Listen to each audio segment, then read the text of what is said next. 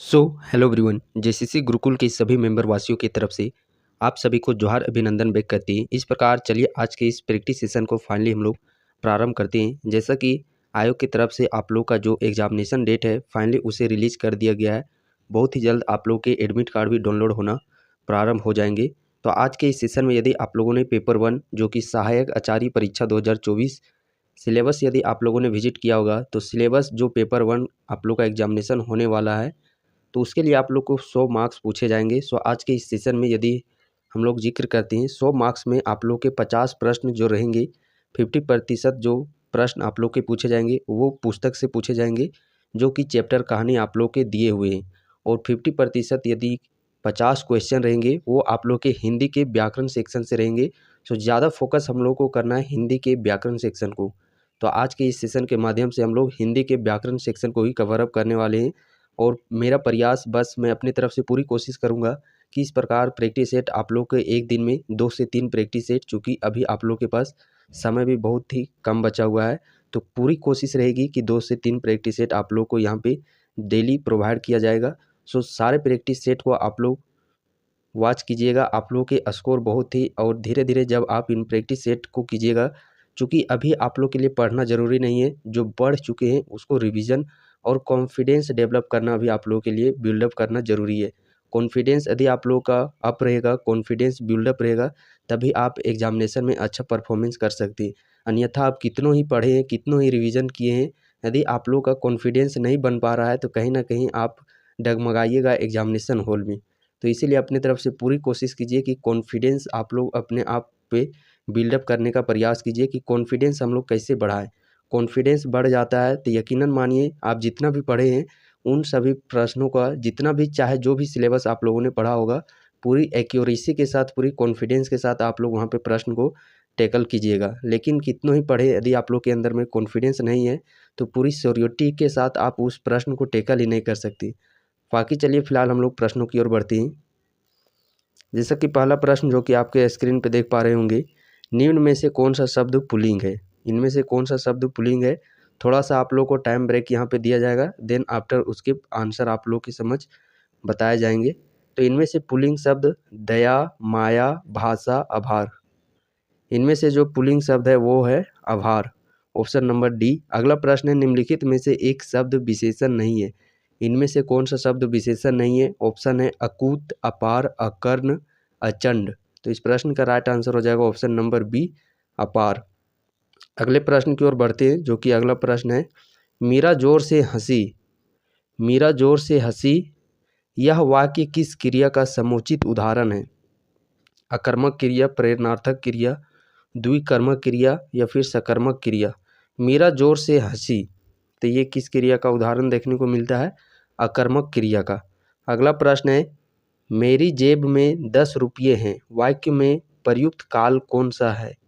संदिग्ध वर्तमान काल, पूर्व वर्तमान काल, सामान्य भूतकाल, अपूर्ण वर्तमान काल। तो मेरे जेब में 10 रुपये हैं, ये किस काल का उदाहरण है? ये पूर्ण वर्तमान काल का। ऑप्शन नंबर 20 प्रश्न का राइट आंसर हो जाएगा। अगले प्रश्न की ओर बढ़ते हैं। अगला प्रश्न है, पुस्तक पढ़ी जाती है, पुस्तक पढ़ी जाती है में कौन सा वाची है? ऑप्शन है कृतवाची, कर्मवाची, भाववाची, क्रियावाची। पुस्तक पढ़ी जाती है तो इसमें कौन सा वाची है? इसमें कर्मवाची। अगला प्रश्न है, राम धीरे धीरे पढ़ता है में कौन सा अव्यय है? संबंध बोधक अव्यय, क्रिया विशेषण अव्यय, समुच्चय बोधक अव्यय, विस्मयादि बोधक अव्यय। राम धीरे धीरे पढ़ता है, इसमें जो अव्यय है वो है क्रिया विशेषण अव्यय। कौन सा विशेषण? क्रिया विशेषण अव्यय। यहाँ पे काम करने की बात हो रही है कि धीरे धीरे पढ़ता है। अगला प्रश्न है, संस्कृत के वे शब्द जो हिंदी में बिना किसी परिवर्तन के प्रयुक्त होते हैं कहलाते हैं? संस्कृत, तद्भव, तत्सम, देशज। तो संस्कृत के वे शब्द जो हिंदी में बिना किसी परिवर्तन के प्रयुक्त होते हैं उसे तत्सम कहते हैं। कौन से? तत्सम शब्द। अगला प्रश्न है, निम्नलिखित में यौगिक शब्द छांटिए। दशानन, परोपकार, चतुर्मुख, गोपाल। यौगिक शब्द, तो इनमें से कौन सा यौगिक शब्द है? गोपाल। अगला प्रश्न है, अनुपम शब्द का पर्यायवाची शब्द इनमें से कौन सा नहीं है? अनुपम शब्द का पर्यायवाची शब्द इनमें से कौन सा नहीं है? इसके पर्यायवाची हो जाते हैं अतुल, अपूर्व, अनोखा, अद्भुत। तो यहाँ पे जो अनिल है, अनिल ये इसका पर्यायवाची शब्द नहीं है। अनिल किसका पर्यायवाची शब्द है? तो ये हवा का अनिल पर्यायवाची शब्द हो जाता है, और अनल जो कि आग का पर्यायवाची हो जाता है। एकल का विलोम शब्द है, एकल का विलोम शब्द होगा अकेला, उपयुक्त, पर्याप्त, बहुल। तो एकल का विलोम शब्द हो जाएगा बहुल। ऑप्शन नंबर डी इस प्रश्न का राइट आंसर हो जाएगा। चलिए अगले प्रश्न की ओर बढ़ते हैं, जो कि अगला प्रश्न है, दिए गए विकल्पों में से ऐसना का समानार्थी शब्द चुनिए। ऑप्शन है अभिलाषा, लोभ, प्यार, लालच। तो ऐसना का जो समानार्थी पर्यायवाची शब्द हो जाता है वह हो जाता है अभिलाषा। अगला प्रश्न है, सर्प, मेढक, सिंह, घोड़ा, वानर, हाथी आदि को समझाने वाला शब्द है, यानी कि इनके आप लोग का समानार्थी शब्द पर्यायवाची शब्द वही बताना है, पशु, शिव, हरि, कपीस। तो इसका राइट आंसर क्या चीज हो जाएगा? Option number C, Hari. अगला प्रश्न की ओर बढ़ते हैं, अनुचित बात करने के लिए, अनुग्रह करना के लिए एक शब्द है। अनुचित बात करने के लिए ऑप्शन है दुराग्रह, दुराधर्ष, दुरूह, दुराशय। तो अनुचित बात करने के लिए एक शब्द हो जाता है दुराग्रह। क्या चीज? दुराग्रह, यानी कि उचित बात नहीं, अनुचित बात, फिजूल की बातें। अगला प्रश्न है, अरण्य रोदन मुहावरे का अर्थ स्पष्ट कीजिए। अरण्य रोदन मुहावरे का अर्थ स्पष्ट। ऑप्शन है विरह गीत, निरंतर निवेदन, निरर्थक, बेसुरा गायक। तो अरण्य रोदन हो जाता है निरर्थक। क्या चीज? निरर्थक। अगला प्रश्न है, अपनी बुराई नहीं दिखती, अपनी बुराई नहीं दिखती अर्थ को व्यक्त करने वाली लोकोक्ति कौन सी है? चिराग तले अंधेरा, एक पंथ दो काज, आगे नाथ ना पीछे पाघा, अंधों में काना राजा। तो अपनी बुराई नहीं दिखती, इस लोकोक्ति का अर्थ हो जाता है चिराग चले अंधेरा। क्या चीज? चिराग तले अंधेरा। Option number A right answer. अगला प्रश्न है, संयोग में किस उपसर्ग का प्रयोग हुआ है? संयोग में किस उपसर्ग का प्रयोग हुआ है? ऑप्शन है सम, सन, स, सु।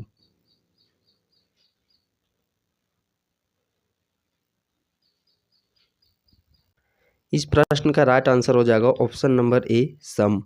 अगला प्रश्न है, मिलाप शब्द में कौन सा प्रत्यय है? ऑप्शन है मिल, आप, अप, लाप। तो मिलाप शब्द में कौन सा प्रत्यय है? प्रत्यय यानी कि जो शब्द के बाद में जुड़ता है प्रत्यय। उपसर्ग यानी कि शब्द के पहले जुड़ता है वो उपसर्ग। बट यहाँ पे प्रत्यय की बात की गई है, तो मिलाप में प्रत्यय है आप प्रत्यय। कौन सा प्रत्यय? आप प्रत्यय। अगला प्रश्न है, अन्याय शब्द का संधि विच्छेद होगा। अन्याय शब्द का संधि विच्छेद कौन सा होगा? अन्य जोड़ अन्य, यानी कि ऑप्शन नंबर जो बी में देखने को मिल रहा है वो अन्याय शब्द का संधि विच्छेद। अगला प्रश्न है, प्रतिमान में समास है। प्रतिमान में कौन सा समास है? तत्पुरुष, द्वंद्व, द्विगु, अव्ययभाव समास। तो प्रति जिस वर्ड में आप लोग को ये शब्द जुड़ा हुआ देखने को मिलेगा प्रति, वो सारे वर्ड अव्ययभाव समास के अंतर्गत में आते हैं। अगला प्रश्न है, रचना के आधार पर, रचना के आधार पर वाक्य के भेद हैं। ऑप्शन है 6, 3, 8, 4। तो इस प्रश्न का जो राइट आंसर हो जाएगा ऑप्शन नंबर बी, कितने प्रकार है? 3 भेद है। अगला प्रश्न है, सीटी बजी और सभी प्रतिभागी तेजी से दौड़े। रचना की दृष्टि से वाक्य का कौन सा प्रकार है? ऑप्शन है मिश्र वाक्य, सरल वाक्य, संयुक्त वाक्य, इनमें से कोई नहीं। तो ये जो वाक्य का उदाहरण है वो संयुक्त वाक्य का उदाहरण है। अगले प्रश्न की ओर बढ़ते हैं, मैंने विद्यालय जाना है। मैंने विद्यालय जाना है वाक्य में अशुद्धि अंश को यहाँ पे आप लोग को देखना है। तो मैंने विद्यालय जाना है, इस जो सेंटेंस है यहाँ पे आप लोग को रोंग कहाँ पे देखने को मिल रहा है?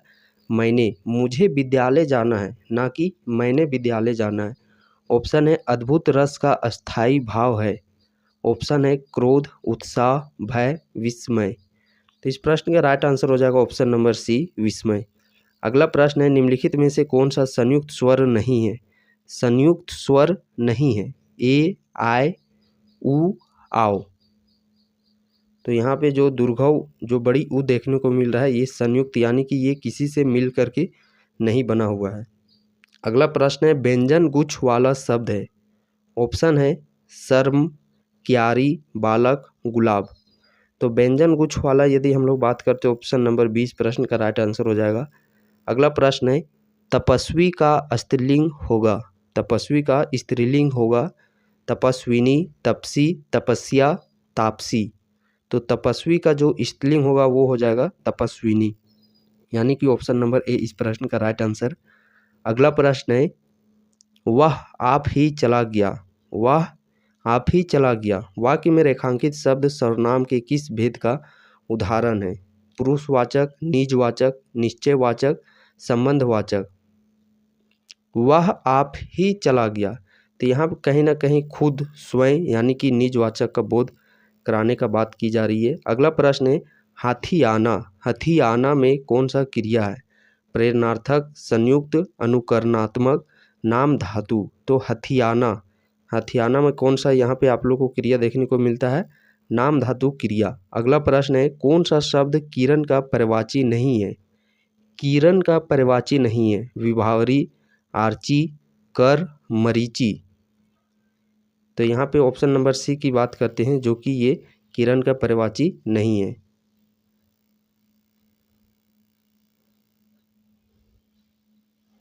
अगला प्रश्न है मुकुल निम्नलिखित में से किस शब्द का समानार्थी है? मुकुल किस शब्द का समानार्थी यानी कि मुकुल का पर्यायवाची कौन सा है? कमल, कनक, मीन, कली। तो इस प्रश्न का राइट आंसर हो जाएगा ऑप्शन नंबर सी यानी कि कली। निम्नलिखित में ओष्ठ ध्वनि है, ओष्ठ से किसका उच्चारण होता है? ला, रा, सा, फा। तो जब चारों वर्ड को उच्चारण कीजिएगा तो अंतिम में देखते हैं फा। कहीं ना कहीं इसका जब हम लोग उच्चारण करने का प्रयास करते हैं फा, तो इसका जो उच्चारण होता है वो हमारे ओष्ठ के माध्यम से होता है। सो ऑप्शन नंबर डी इस प्रश्न का राइट आंसर। अगला प्रश्न है श्री कामता प्रसाद गुरु जी के अनुसार विराम चिन्हों में, विराम चिन्हों को किस भाषा से लिया हुआ माना जाता है? अरबी, अंग्रेजी, फ्रेंच, चीनी। प्रश्न क्या है? श्री कामता प्रसाद गुरु जी के अनुसार विराम चिन्हों को किस भाषा से लिया हुआ माना जाता है? तो अंग्रेजी भाषा से लिया हुआ माना जाता है। अगला प्रश्न है संस्कृत उपसर्ग युक्त शब्द नहीं है। ऑप्शन है अनुजीवी, अपशब्द, लाचार, प्रकर्ष। तो इस प्रश्न का राइट आंसर हो जाएगा ऑप्शन नंबर सी लाचार। अगला प्रश्न है निम्नलिखित शब्दों में किस एक का लिंग परिवर्तन हिंदी भाषा में प्रचलित नहीं है? चाचा, बहन, भैंस, कोयल। हिंदी भाषा में प्रचलित नहीं है लिंग परिवर्तन के दृष्टि से। चाचा का तो चाची हम लोग देखते हैं, बहन का भाई, भैंस का तो हम लोग देख लेते हैं, लेकिन यदि हम लोग बात करते हैं कोयल तो ये इसका लिंग परिवर्तन हिंदी भाषा में प्रचलित नहीं है। सो ऑप्शन नंबर सी इस प्रश्न का राइट आंसर हो जाएगा। अगला प्रश्न है वह अगले साल आएगा, वह अगले साल आएगा इस वाक्य में कौन सा कारक है? अपादान कारक, संबंध कारक, अधिकरण कारक, कर्म कारक। तो इसमें कौन सा कारक देखने को मिलता है? अधिकरण कारक। ऑप्शन नंबर सी इस प्रश्न का राइट आंसर हो जाएगा। अगले प्रश्न की ओर चलिए बढ़ते हैं। अगला प्रश्न है मनोहर शब्द में संधि है, मनोहर शब्द में कौन सा संधि है? ऑप्शन है स्वर संधि, विसर्ग संधि, व्यंजन संधि, दीर्घ संधि। तो मनोहर जो वर्ड है, शब्द है, इसमें विसर्ग संधि देखने को मिलता है। अगला प्रश्न है अकाल पीड़ित में समास होगा, अकाल पीड़ित में कौन सा समास है? कर्मधारय समास, द्वंद्व समास, तत्पुरुष समास, बहुव्रीहि समास। तो अकाल पीड़ित इस शब्द में बात करते हम लोग अकाल पीड़ित में, इसमें तत्पुरुष समास है। अगला प्रश्न है रचना की दृष्टि से क्रिया के भेद हैं 3, 2, 4, 5। तो रचना की दृष्टि से क्रिया के कितने भेद है? 2 भेद। अगला प्रश्न है भक्ति का अर्थ नहीं है सेवा, पूजा, श्रद्धा, कविता। तो इन चारों आदि वर्ड की हम लोग बात करते हैं, इन चारों शब्द में कौन सा ऑप्शन है जो कि भक्ति का अर्थ नहीं निरूपित करता है? वो वर्ड है कविता। इसके अलावा पूजा, सेवा, श्रद्धा, मीनिंग इसका हो जाता है भक्ति। अगला प्रश्न है तिमिर शब्द का विलोम है, तिमिर शब्द का विलोम है। तिमिर कहने का तात्पर्य है ये अंधेरा, अंधकार। जब इसके हम लोग उल्टा की बात करते हैं, ऑप्शन है आलोक, किरण, रंगीन, रंगीन। तो तिमिर यानी कि अंधकार, आलोक यानी कि प्रकाश, सुबह। तो तिमिर का अपोजिट वर्ड क्या हो जाएगा, तिमिर का विलोम शब्द हो जाएगा आलोक। तो इस प्रकार हम लोगों ने देखा जो कि 40 प्रश्न आप देखते होंगे और प्रश्नों का लेवल भी देख के आप लोग को ये अंदाज़ा लग गया होगा कि ये प्रश्न है जो कि वाकई में आप लोग के एग्ज़ाम रिलेवेंट है। और रही बात प्रैक्टिस सेट की, तो बैक टू बैक आप लोग के 2-3 प्रैक्टिस सेट, जितने से जितने अधिक से अधिक मैक्सिमम प्रैक्टिस सेट आप लोग के लिए वीडियो जिस प्रकार रिकॉर्ड किया जाए उसके अकॉर्डिंग आप लोग का इस चैनल पे आप लोग के वीडियोज़ है जो कि वो अपलोड मिल जाएंगे। सो न्यू कैंडिडेट है इस चैनल को आप ज़रूर सब्सक्राइब कर लीजिए। और हाँ, यदि आप तुरंत रिवीजन के लिए फास्ट क्विक रिवीजन के तौर पर इनके पीडीएफ को आप लोग यदि चाहते हैं तो लिंक डिस्क्रिप्शन बॉक्स पे टेलीग्राम ग्रुप से जुड़ जाइए। वहाँ पे आप लोग का इसका प्रॉपर पीडीएफ आप लोग को वहाँ पे प्रोवाइड किए जाएंगे, जिससे कि आप क्विक तौर पर आप लोग इसके वीडियो भी देखने की ज़रूरत नहीं होगी और क्विक तौर पर आप लोग उस जो भी प्रश्न है इस प्रैक्टिस सेशन के दौरान आप उन सभी प्रश्नों को आप क्विक के माध्यम से लगा सकती हैं। जाते जाते बस एक ही बात कहना चाहूँगा कि आप लोग कॉन्फिडेंस लेवल को किसी न किसी प्रकार से बनाए रखिए। कॉन्फिडेंस ही आप लोग का एग्जामिनेशन हॉल में काम करेगा।